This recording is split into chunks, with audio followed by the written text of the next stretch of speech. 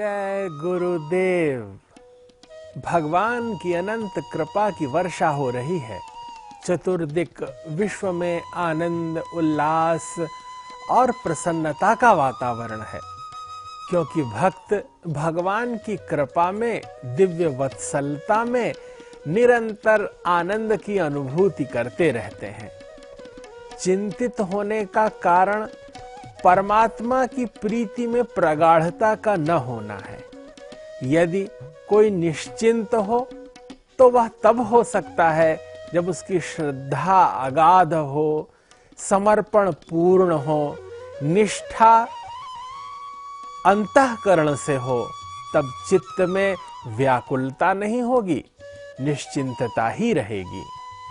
जैसे आज हम लोग वैकुंठ चतुर्दशी की पावन पुनीत कथा का श्रवण कर रहे हैं। यह भगवान के प्रति समर्पण की कथा है। इस दिन जो भगवान का पूजन करता है, भगवान की कृपा से उसे वैकुंठ प्राप्त होता है, वह निश्चिंत रहता है। आजकल के दृष्टांत से समझें कि एक बार एक नाव डूब रही है, लेकिन नवयुगल जोड़ा पति पत्नी दोनों बैठे हैं, जिसमें पति निश्चिंत है। पत्नी कहती है कि तुम निश्चिंत क्यों हो? तब पति कहता है, मुझे मेरे परमात्मा पर विश्वास है, इसलिए मैं निश्चिंत हूं।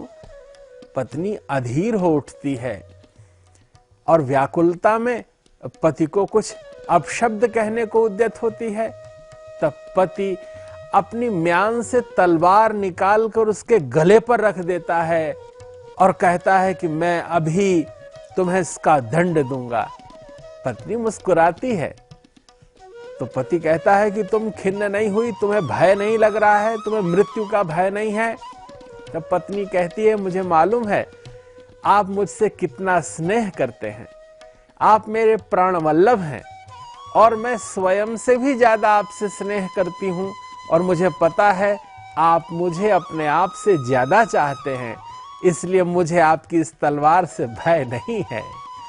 पति पुनः वह तलवार म्यान में रख देता है और पत्नी को समझाते हुए कहता है कि जैसे तुम्हें मेरे तलवार के खींचने से भय नहीं है, उसी तरह मुझे परमात्मा पे इतना अखंड, अगाध, अनंत और अप्रतिम स्नेह है, समर्पण है, आस्था है, विश्वास है कि मुझे भय नहीं है। जो मेरे लिए अनुकूल होगा ईश्वर वही करेंगे। परमात्मा प्रत्येक जीव से इतना ही प्रेम करते हैं। इस जगत को जगदीश्वर ने बनाया है, तो जगदीश्वर इस जगत से सर्वाधिक प्रेम करते हैं। स्नेह और प्रेम की यह कथा अनादिकाल से चल रही है। इसी वैकुंठ चतुर्दशी के दिन एक बार भगवान नारायण श्री हरि विष्णु के मन में भगवान शिव शंकर की पूजा अर्चना और वंदना करने का विचार आया। भगवान नारायण काशी पधारे। भारतवर्ष की इस पवित्र धरा में गंगा जी के पावन पुलिन पर, मणिकर्णिका घाट पर, जहां भगवान विष्णु के कानों से जो कुंडल गिर गया था, वह मणि के गिर जाने से ही उसका नाम मणिकर्णिका पड़ गया। वहां भगवान विष्णु खड़े थे और उन्हें शिव शंकर की उपासना करनी थी।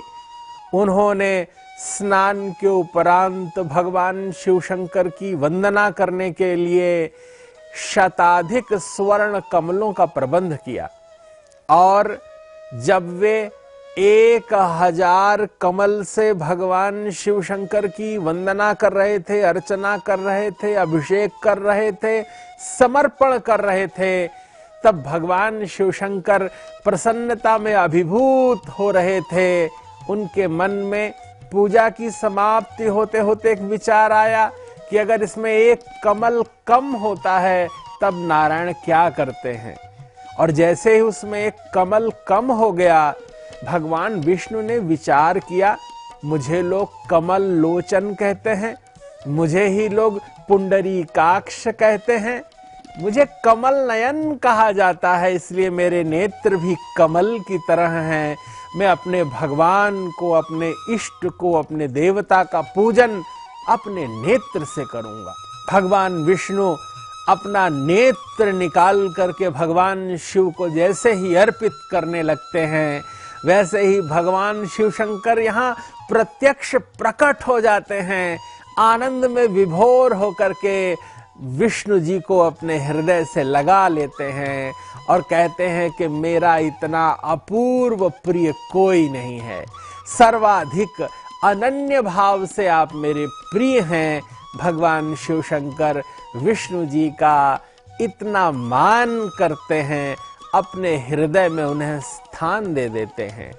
यह वही दिन था जिसे हम वैकुंठ चतुर्दशी कह रहे हैं। कार्तिक शुक्ल पक्ष में यह वैकुंठ चतुर्दशी आती है। इस दिन का यह महात्म्य है कि जो कोई व्रतोपवास पूर्वक रहता है, तीर्थ सेवन करता है, नदी में स्नान करता है, भगवान शिव जी की अर्चना वंदना करता है, भगवान नारायण की पूजा अर्चना करता है, उसे स्वर्गलोक क्या वैकुंठ प्राप्त हो जाता है। उसके लिए वैकुंठ के द्वार खुल जाते हैं। इतनी महान गाथा है, इतनी महान भगवत कृपा है कि व्यक्ति अगर सावधानी पूर्वक रहता है, उसके जीवन का प्रत्येक क्षण भगवान को अर्पित हो, तो भगवान उसे वैकुंठ में स्थान दे देते हैं। जब वह तोल मोल के भाव में रहता है, इस संसार के जगत के प्रपंच में रहता है, तब उसका मन स्थिर नहीं होता, बुद्धि चलायमान रहती है और भगवत कृपा से वह चूक जाता है। लेकिन जैसे ही स्थिर बुद्धि होकर के, शुद्धात्मा होकर के, भगवान का स्मरण मनन चिंतन करते हुए जब कोई व्यक्ति परमात्म पूजन करता है, अपने हृदय का समर्पण करता है, तो उसे भगवत कृपा प्राप्त होती है। यही इसका फल है, यही इसकी अनंत गाथा है। एक बार की बात है कि नारद जी भी इस धरा में सर्वत्र घूमकर वैकुंठ लोक में भगवान श्री हरि के पास गए और उनसे प्रार्थना की, वंदना की कि भगवान आपके भक्त तो सहज ही वैकुंठ को प्राप्त कर लेते हैं, वे आपकी कृपा और वत्सलता में आपको प्राप्त कर लेते हैं। लेकिन जो दीनहीन हैं, जो मलिन हैं, विद्या विमुख हैं, ज्ञान नहीं है, उनके लिए भी कोई एक उपाय होना चाहिए। तब भगवान श्रीहरि ने कहा कि ये उनके लिए वैकुंठ चतुर्दशी का दिन सर्वोत्तम दिवस है। कार्तिक शुक्ल पक्ष की इस वैकुंठ चतुर्दशी को अगर वो भगवदार्पित होते हैं, स्नान कर लेते हैं, तो उन्हें सहज ही वैकुंठ प्राप्त हो जाएगा। एक बहुत सुंदर कथा और आती है, हमारे शास्त्रों में वर्णन मिलता है कि धनेश्वर नाम का एक ब्राह्मण था, जो व्यवहार दक्ष होने के साथ साथ उसकी प्रकृति चंचला थी, उसका मन धर्म से विमुख था और वह प्रतिकूल मार्ग में आगे बढ़ गया था। उसकी चित्त चिंतन में, चेतना में कुछ ऐसी विद्रूपता प्रकट होने लगी थी जो शास्त्र सम्मत नहीं थी। उसका आचरण शास्त्र सम्मत न होने की वजह से लोकापवाद और लोक निंदा उसकी होती थी। चतुर्दिक उसका अपयश था और इस अपयश के कारण वह मलिन महसूस करने लगा था। लेकिन एक समय की बात है कि वह कार्तिक शुक्ल पक्ष की इस चतुर्दशी में अनायास ही गोदावरी के तट पर पहुंचा और अनेक भक्त मंडल समूहों के साथ उसने वहां स्नान किया। और स्नान करने के उपरांत जब समय आने पर उसका शरीर शांत हुआ, उसकी आत्मा ने प्रयाण किया, तब वह नरक गया। नरक जाने के बाद जब उसका हिसाब देखा गया, तब यह हुआ कि वैकुंठ चतुर्दशी को इसने गोदावरी में स्नान किया था, भगवान के उस दिव्य विग्रह को प्रणाम किया था। तब जय विजय के संकेत करने पर भगवान हरि की माया से, भगवान हरि की कृपा से भगवान की परम वत्सल छाया से इस धनेश्वर को वैकुंठ लोक में स्थान मिला और धनेश्वर नाम का यह ब्राह्मण भगवान के उस वैकुंठ धाम में पहुंचता है। तात्पर्य यह है कि यह विभिन्न कथाएं हमें द्योतित करती हैं, प्रेरित करती हैं। इनका संकेत ऐसा है कि हम सर्वप्रथम शुद्ध अंतःकरण वाले बने, भगवान को पूर्णतः उनकी दिव्य सत्ता का स्मरण मनन और चिंतन करें, शुद्धि के साथ रहें, अपवित्रता न रखें, लोगों का मान करें, किसी का अपमान न करें। यदि हम ज्ञान पक्ष का, सत्पक्ष का संवरण करते हैं तो न सिर्फ हम अपना कल्याण करते हैं अपितु लोक मंगल करते हैं। व्यक्ति की निजता, उसके स्वतः के जीवन की पूर्णता स्वयं के आनंद और भोजन के निमित्त नहीं है। संपूर्ण परिवेश में कैसे आह्लाद हो, सभी का मंगल कैसे हो, किसी व्यक्ति के माध्यम से संपूर्ण जगत का हित कैसे हो, यह सोचना ही वैकुंठ में भगवान नारायण को प्राप्त करने के समान है। पूज्य महर्षि महेश योगी जी अनवरत संपूर्ण विश्व में सभी का मंगल करते हुए, वैदिक ज्ञान का प्रचार प्रसार करते हुए, प्रत्येक व्यक्ति की चेतना में दिव्यता और उस भगवत्ता के स्वरूप को प्रकट करते हुए उन्होंने लोक का कल्याण किया।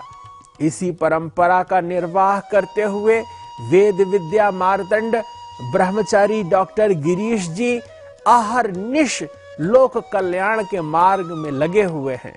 महर्षि महेश योगी वैदिक विश्वविद्यालय, महर्षि विद्या मंदिर, महर्षि विद्यापीठ, इन सभी संस्थानों के माध्यम से कैसे विश्व में शांति हो, कैसे लोग ज्ञानी हो, सत्पुरुष हो, प्रत्येक व्यक्ति की चेतना निर्मल हो और सत्कर्म के लिए सभी प्रेरित हो, सत्व गुण का लहरा आए, प्रत्येक व्यक्ति की चेतना उदार मना हो, इस भाव को पोषित और पल्लवित कर रहे हैं। संपूर्ण विश्व का मंगल हो और कार्तिक मास के इस वैकुंठ चतुर्दशी का स्मरण मनन चिंतन करते हुए प्रत्येक व्यक्ति को मुक्ति प्राप्त हो, वैकुंठ प्राप्त हो, भगवान से ऐसी मंगल कामना करते हैं। सर्वविध सबका कल्याण हो।